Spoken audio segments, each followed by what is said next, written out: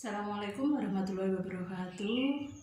Jumpa kembali dengan saya Bu Komaroh ya. Pada kesempatan kali ini kita akan membahas tentang pelajaran SKI kelas 3 MTS ya, yaitu tentang ulama ilmu fikih. Nah, lebih lengkapnya mari kita belajar bersama-sama.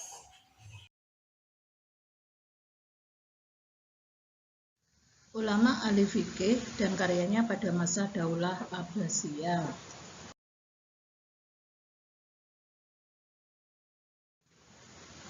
KD dan IPK bisa dilihat di sini ya, yaitu KD 3.4 menganalisis para ulama penyusun kutubus sittah, hadis, 4 imam mazhab, ahli fikih, ahli tafsir dan perannya dalam kemajuan peradaban Islam pada masa Daulah Abbasiyah.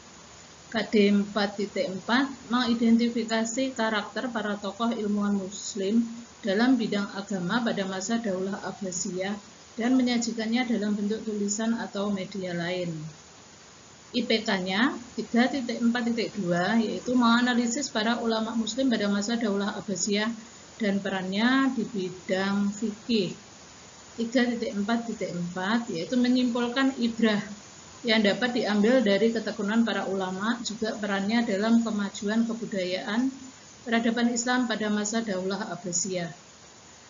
IPK 4.4.2 yaitu menyajikan karakter para tokoh ilmuwan muslim dalam bidang agama pada masa Daulah Abbasiyah dan menyajikannya dalam bentuk tulisan atau media lain. Video yang sebelumnya ya, yaitu membahas tentang ulama ahli hadis.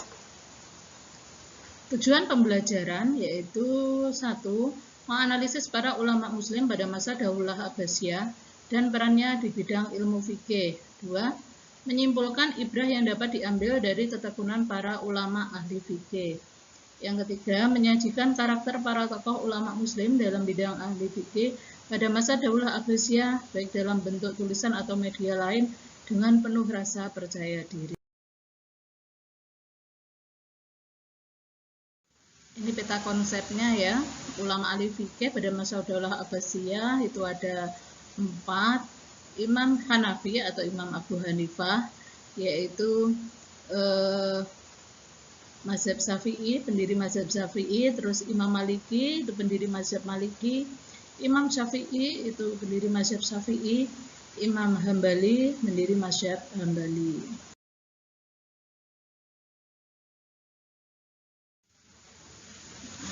Fikih adalah ilmu yang memuat berbagai hukum Islam atau syariah yang meliputi seluruh perintah Allah dan larangannya, sebagaimana tertuang dalam Al-Quran dan dijelaskan dalam hadis-hadis Nabi yang meliputi ibadah, muamalah, munakahat, jinayah, mawaris, politik, jihad, dan lain-lain. Ilmu fikih pada masa Daulah Abbasiyah itu mengalami perkembangan yang sangat pesat ya. Hal ini dikarenakan para tabi'in telah meletakkan dasar-dasar ilmu fikih dengan kuat pada periode sebelumnya. Pada masa ini muncullah 4 mazhab yang ajarannya menyebar luas sampai sekarang.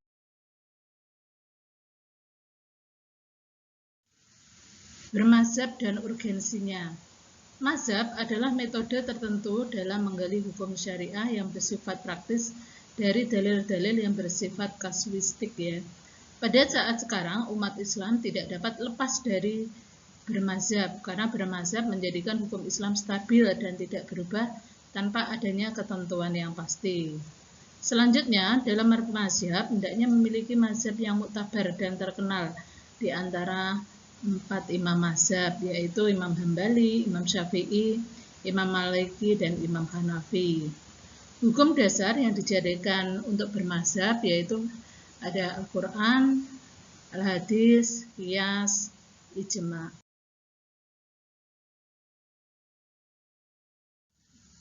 Ragam mazhab fikih ya, mazhab Hanafi yang didirikan oleh Imam Hanafi ya, mempunyai karakteristik yang paling menonjol dari mazhab ini adalah penggunaan rasio yang dominan.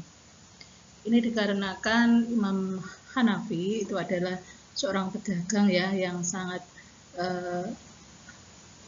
mudah sekali bergaul dengan masyarakat. Pada masa itu Irak itu adalah negara yang sebagai pusat perkembangan ilmu pengetahuan. Di sana itu banyak sekali ilmuwan-ilmuwan yang berdiskusi, yang sering berdiskusi tentang ilmu-ilmu pengetahuan, termasuk yaitu Imam Abu Hanifah. Mazhab Maliki berbeda dengan mazhab Hanafi yang bercorak rasional. Mazhab Maliki cenderung tradisional. Mazhab Syafi'i sering dianggap sebagai mazhab tengah, artinya tidak terlalu rasional seperti yang dikembangkan mazhab Hanafi, tetapi juga tidak tradisional seperti yang dikembangkan mazhab Maliki. Jadi Imam Syafi'i ini sebenarnya adalah murid dari Imam Maliki. Mazhab Hambali. Saat ini mazhab Hambali menjadi mazhab resmi pemerintahan Saudi Arabia dan mempunyai pengaruh terbesar di seluruh Jazirah Arab, Palestina, dan Irak.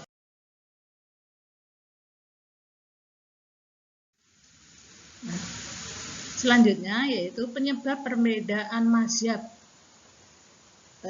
Kenapa mazhab ada 4 mazhab itu yang berbeda-beda? Sebenarnya ya, dasar hukum yang diambil untuk menetapkan hukum fikih dari keempat mazhab ini berbeda-beda, sehingga hukum fikih yang dikeluarkan atau ditetapkan juga berbeda, meskipun terdapat beberapa kesamaan dalam menetapkan hukum fikih.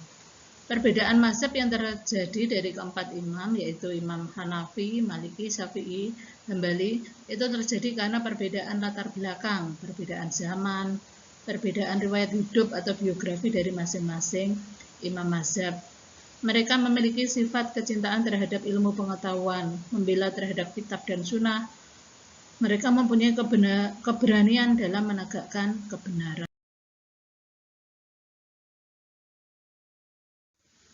Bagaimana cara menyikapi perbedaan mazhab ya? Di antaranya yaitu dengan membekali diri dan mendasari sikap sebaik-baiknya dengan ilmu, iman, amal, dan akhlak secara proporsional. Memahami ikhtilaf atau perbedaan dengan benar, mengakui dan menerimanya sebagai bagian dari rahmat Allah bagi umat. Meneladani etika dan sikap para ulama salaf dalam berikhtilaf. Selanjutnya yaitu mengikuti pendapat ulama dengan mengetahui dalilnya. Setiap orang berhak mengikuti dan mengamalkan pendapat atau mazhab yang raih atau yang kuat menurut pilihannya. Sangat diutamakan kita memilih sikap melonggarkan dan bertoleransi atau tausiah dan tasamuh. Menyikapi orang lain, kelompok lain, mazhab lain dengan baik. Intinya yaitu kita harus saling menghormati antar perbedaan.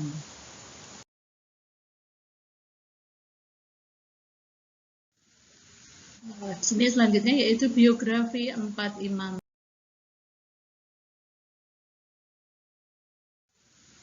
Imam Hanafi, nama lengkapnya yaitu Nu'man bin Sabit bin Zudah bin Mahan At-Taimi. Beliau lahir di Kufah, Irak ya pada tahun 80 Hijriah dan wafat di Baghdad, Irak pada tahun 148 Hijriah.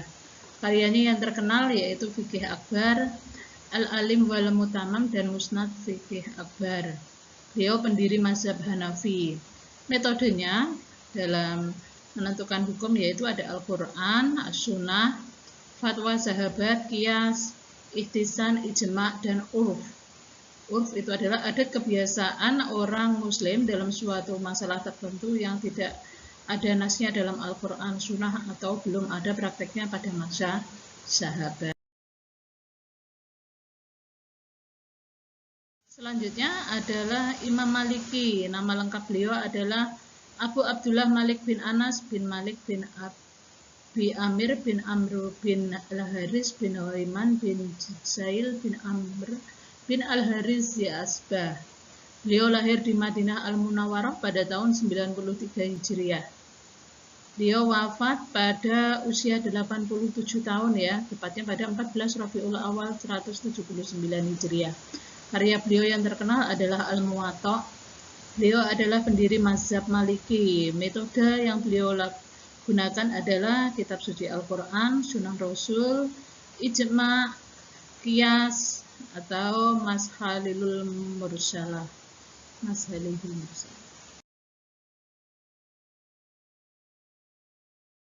Selanjutnya yaitu Imam Syafi'i. Nama lengkap beliau Imam Syafi'i merupakan keturunan Quraisy dari Bani Muthalib. Nasabnya bertemu Rasulullah di Abdul Manaf.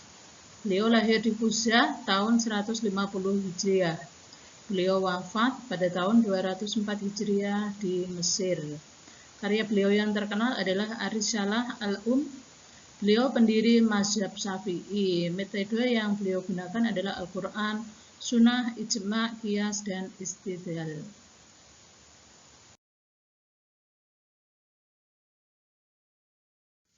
Selanjutnya yaitu Imam Hambali. Nama lengkap beliau adalah Ahmad bin Muhammad bin Hanbal bin Hilal bin Al-Asyad Al-Marwazi Al-Baghdadi. Beliau lahir pada tahun 164 Hijriah di Baghdad. Beliau wafat pada tahun 241 Hijriah. Dalam proses penguburannya dihadiri oleh 800.000 orang pelayat laki-laki dan 60.000 orang pelayat perempuan. Karya beliau yang terkenal yaitu Al-Musnad.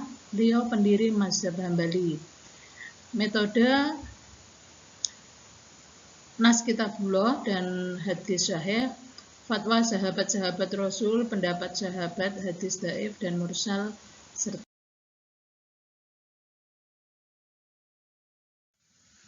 ini ada istilah-istilah yang sering muncul dalam ilmu fikih ya. Ada imam mazhab, yaitu orang yang diikuti atau dijadikan pemimpin karena kesimpulan yang diambil dan dilaksanakannya telah mengikuti ketentuan ilmu fikih. Mazhabul Arba'ah, yaitu julukan dari 4 mazhab. Ada urf, itu adalah adat kebiasaan orang muslim dalam suatu masalah tertentu yang tidak ada nasnya dalam Al-Quran, Sunnah, dan belum ada praktek pada masa sahabat. Nah, itu tadi.